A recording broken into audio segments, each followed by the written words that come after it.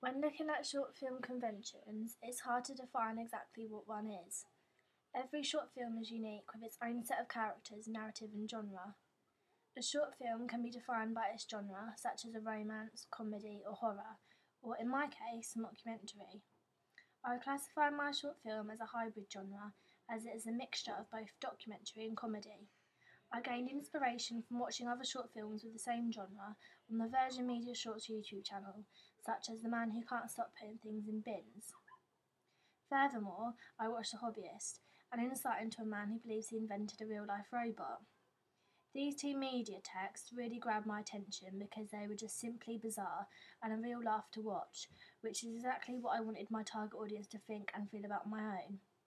I researched many popular mockumentary films and TV shows too that my target audience said they watched, such as Borat and Angry Boys, to gain more inspiration behind my own production.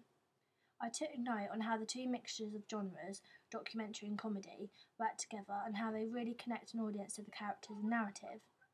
A convention that I conformed to from the genre was my filming techniques, such as being shaky with the camera using handheld movement and making my footage look amateur like.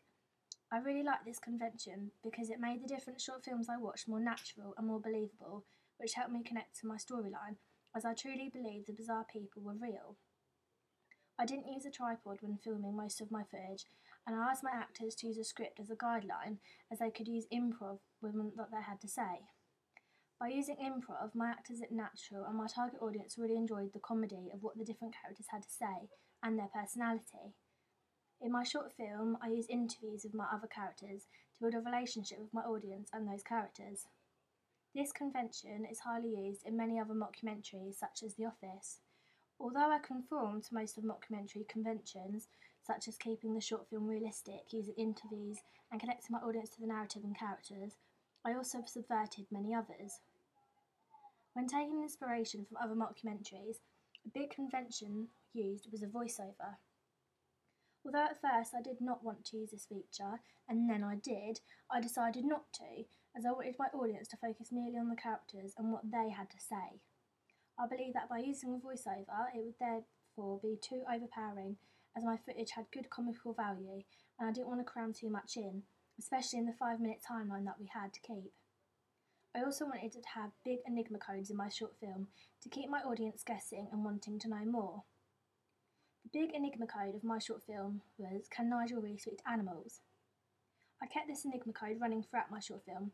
For example, each character that I interviewed, I asked them that exact question. In order to keep my audience guessing, I wanted them to think, how can this simple, boring man have the power to talk to animals? So I dressed my actor in plain clothes, no makeup, and asked my actor Ryan to give Nigel a boring yet bizarre personality.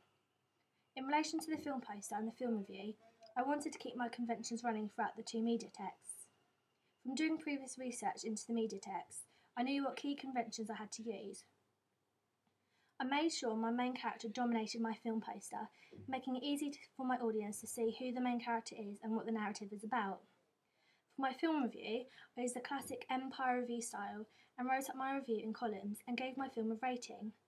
I used a comical notebook style for my film poster to highlight Nigel's bizarre personality, and I used a plain, simple photo of Nigel for my film review. When researching how my target audience would like to see my main character, the most popular words were boring, bizarre, and funny, a theme that I wanted to keep throughout all my media texts. I successfully replicated both media texts from my research and made my productions therefore more professional and conventional.